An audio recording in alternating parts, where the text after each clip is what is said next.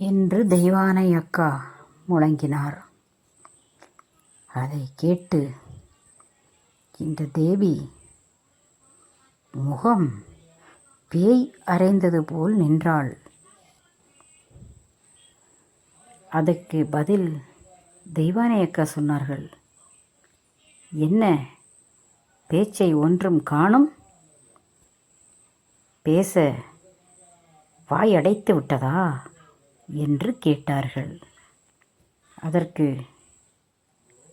தேவி சொன்னாள், இந்த மிரட்டலுக்கெல்லாம் பயந்த ஆள் நான் இல்லை, நான் திருநெல்வேலிக்காரியாக்கும்.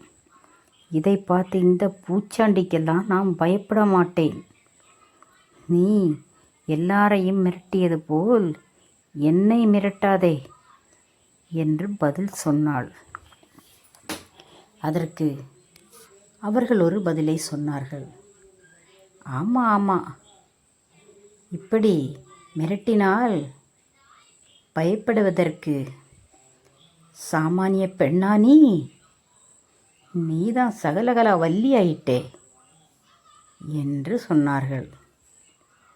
நான் சகலகலா வள்ளி என்று உன்னிடம் சொன்னேனா என்று அவள் கூறினாள். நீ கூற வேண்டாம், பார்ப்பவர்களுக்கு அது தெரியும். நாங்கள் உன்னை ஒரு வருடமாக பார்த்து கொண்டிருக்கிறோம் அல்லவா?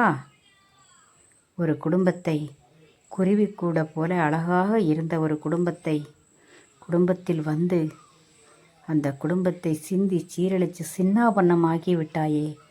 உனக்கு கொஞ்சம் கூட மனசாட்சியே இல்லையா? குற்ற உணர்ச்சி இல்லையா உனக்கு? ஏன் உலகத்தில் எத்தனையோ ஆண்கள் இருக்கிறார்கள் அல்லவா? உன்னை போன்ற பெண்களுக்கு ஏன் ஒரு பாவப்பட்ட குடும்பத்தில் வந்து அந்த குடும்பத்தை நாசம் செய்து விட்டாயே. நீயெல்லாம் நன்றாக இருப்பாயா என்று சொன்னார்கள் தெய்வானை அக்காள். அதற்கு அவள் சொன்னாள், தேவி, நீ எனக்கு சாபம் கொடுக்கிறாயா? உன் சாபம் என்னை என்ன செய்துவிடும்? என்னை ஒன்றும் செய்யாது. உனக்கும் எனக்கும் என்ன சம்பந்தம்? செல்வியின் அம்மா சாபம் கொடுத்தாலே எனக்கு பிடிக்காது. உன் சாபம் வந்து என்னை என்ன செய்துவிடும் என்று நீ நினைக்கிறாய்? உன்னுடைய சாபம் என்னை ஒன்றும் செய்யாது என்று சொன்னாள். அதற்கு தெய்வானை அக்கா சொன்னார்கள், அது சரி, நீ சாபத்துக்கும் கோபத்துக்கும் பயந்த ஆளா என்ன? எதையும் தாங்கும் இதயம் உனக்கு இருக்கிறதல்லவா? உன் காட்டில் மழைதான் போ என்று சொன்னார்கள். என் காட்டில் மழை இருந்தால் என்ன, வெயில் இருந்தால் என்ன, உனக்கு என்ன அதை பற்றி? உன்னுடைய வேலையை மட்டும் பாரு, தேவையில்லாமல் பேசிக்கொண்டிருக்காதே என்று வாக்குவாதம் செய்து கொண்டிருந்தார்கள். அப்பா மது அருந்தாமல் இருக்க போய் அமைதியுடன் அதை கேட்டுக்கொண்டிருந்தார். ஒரு அளவுக்குத்தான் கேட்டுக்கொண்டிருந்தார், மறுபடி கேட்க முடியவில்லை. அவருக்கு கோபம் வந்துவிட்டது. தேவி, நீ என்ன பேசுகிறாய்? உன் வாயை ஒடுக்கு என்று சொன்னார். அதற்கு தேவியும் அவளுக்கும் கோபம் வந்துவிட்டது. இனி நம் பாச்சா இங்கே பலிக்காது என்று அவளுக்கு தெரிந்துவிட்டது. நமக்கு வருமானம் இல்லாத இடத்தில் நம் இருக்கக்கூடாது. இவர்கள் சொல்வதை நம் எதற்காக கேட்க வேண்டும் என்று முடிவு செய்தாள். அப்போது அப்பாவை எதிர்த்து பேச ஆரம்பித்தாள்.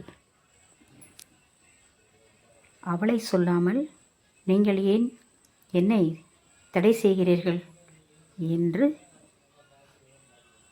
கேட்டாள். தேவையில்லாமல் வீண் பிரச்சனை எதற்கு தேவி? அதனால்தான் சொன்னேன் என்று அப்பா சொன்னார். சொல்லிவிட்டு, சீ, இது என்ன இது? எந்த நேரம் பார்த்தாலும் ஏதாவது ஒரு பிரச்சனை, என்னடா இது என்று சொல்லிவிட்டு அவர் எந்திரிச்சு டீ கடைக்கு போய்விட்டார்.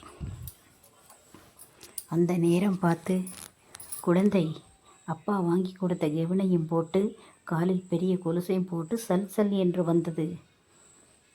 தேவிக்கு குழந்தையை பார்த்தவுடன் கோபம் எரிமலையாக கொந்தளித்தாள். இந்த குட்டி பிசாசால தானே இவ்வளவு பிரச்சனைகள்.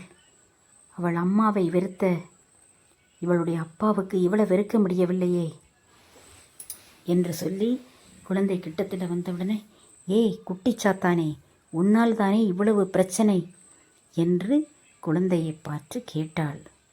அதற்கு செல்வி, என் பெயர் குட்டிச்சாத்தான் இல்லை, என் பெயர் என் அம்மாவும் அப்பாவும் எனக்கு பெயர் வைத்திருக்கிறார்கள். செல்வி என்று அழைக்க முடிந்தால் அழையுங்கள், இல்லால் நீங்கள் அழைக்காவிட்டால் எனக்கு ஒன்றும் பிரச்சனை இல்லை என்று சொல்லியது. இது குட்டி பிசாசு, குட்டிச்சாத்தான், உன்னால் தான் என் நிம்மதி போனது என்று சொல்லி ஓங்கி பலார் என்று கன்னத்தில் ஒரு அறையை விட்டாள். 5 விரலும் கன்னத்தில் பதிந்தது போல். இதை தெய்வானை அக்காவும் மயிலத்தா பாட்டியும் பார்த்து கொண்டிருந்தார்கள். அப்போது தெய்வானை அக்காவுக்கு கோபம் வந்து விட்டது. புலி மாதிரி பாய்ந்து வந்து இவளை சல் சல் என்று ஒரு அறைக்கு 4 அறை விட்டார்கள். அப்போது இருவருக்கும் வாக்குவாதமாகிவிட்டது. உன் குழந்தையவா நான் அடித்தேன், நீ எதற்காக பாய்ந்து வந்து என்னை இவளுக்கு சப்போர்ட்டு பண்ணி நீ என்னை அடிக்கிறாய் என்று கேட்டாள். அதற்கு தெய்வானை அக்காள் சொன்னாள், நான் பெற்றாலும் என் அண்ணன் பிள்ளையாயிருந்தாலும் எனக்கு ஒன்றுதான், உன்னை மாதிரி இல்லை. உன்னை மாறி ஈத்தரை புத்தி கொண்டவள் நான் இல்லை என்று சொன்னாள். குழந்தை அழுது கொண்டிருந்தது. அப்பா வந்தார். அப்பா வந்தவுடன் குழந்தையை பார்த்தார். குழந்தை ஒன்றும் சொல்லவில்லை. அவளை பற்றி நம் புகார் கொடுத்தால் அப்பாவுக்கு பிடிக்காதல்லவா, அப்பாவின் ஆசை நாயகியாயிற்றே என்று குழந்தை ஒன்றும் சொல்லவில்லை. அதை தெய்வானை அக்கா வந்தவுடன் அப்பா வந்தவுடன் தெய்வானை அக்கா சொல்ல துவங்கிவிட்டார். அண்ணா, உங்கள் ஆசை நாயகி என்ன செய்திருக்காள் என்று பாருங்கள். குழந்தை கன்னத்தை பாருங்கள். அவள் 5 விரலும் குழந்தையின் கன்னத்தில் இருக்கிறது. அடித்தது மட்டுமில்லை, குழந்தையை குட்டி பிசாசு, குட்டி சாத்தான் என்றெல்லாம் அழைத்தாள் என்று சொன்னவுடன் அப்பாவுக்கு கோபம் வந்து விட்டது. என்ன சொன்னால் குழந்தையை பார்த்து குட்டிச்சாத்தானா? அதுவும் அவளது பிறந்த நாள் என்று. அப்படி சொல்லலாமா சிறு குழந்தையை பார்த்து? அறிவு இல்லை, அறிவு கட்ட முண்டமே என்று கேட்டார். அதற்கு அவளுக்கும் கோபம் வந்தது. கோபம் வந்து அவள் என்ன சொன்னாள், என்னை உங்கள் மனைவியை இயேசுவும் பேசுவது போல் பேசினால் கேட்டுக்கொண்டு இருப்பதற்கு நான் ஒன்றும் உங்கள் அடிமை இல்லை, உங்கள் அடிமையும் இல்லை, நீங்கள் தாலி கட்டிய மனைவியும் கிடையாது, என்னை பேசுவதற்கு உங்களுக்கு எந்த உரிமையும் கிடையாது என்று சொன்னாள். முதல் முறையாக அப்பாவை எதிர்த்து விட்டாள். அப்பாவுக்கு கோபம் வந்துவிட்டது. பலார் பலார் என்று 2 கன்னத்திலும் மாற்றி மாற்றி அறையை விட்டார். அவளுக்கு தெரிந்துவிட்டது, இனி நம் படம் இந்த தியேட்டரில் ஓடாது, நம் வேறு இடம் பார்ப்போம் என்று முடிவு செய்தாள். அப்போது வேகமாக சென்று போலீஸிடம் போய் புகார் செய்தாள். அவர்கள் என் வாழ்க்கையை நாசப்படுத்தி விட்டார்கள், என் அனுமதி இல்லாமல் என்று கம்ப்ளைண்ட் கொடுத்து விட்டாள்.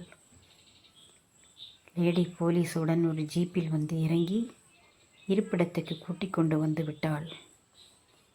அப்போது இவள் அளித்த புகாரின் பிரகாரம் அவர்கள் கேட்டார்கள். அதற்கு அப்பா இல்லை என்று சொன்னார். குழந்தை அழுதது. இல்லை, எங்கள் அப்பாவை விட்டு விடுங்கள் என்று குழந்தை அழுதது. அம்மா பேசாமல் நின்றார்கள். உப்பு தின்றான் அல்லவா, தண்ணி கொஞ்சம் குடிக்கட்டும் என்று பேசாமல் இருந்தார்கள். இந்த சுமை தாங்கிய சிறுமி எத்தனை பேர் மனதை தொட்டிருக்காள் என்று தெரிந்து கொள்ள ஆர்வமாக இருக்கிறது. நீங்கள் லைக் செய்து சப்ஸ்கிரைப் பண்ணுங்கள்.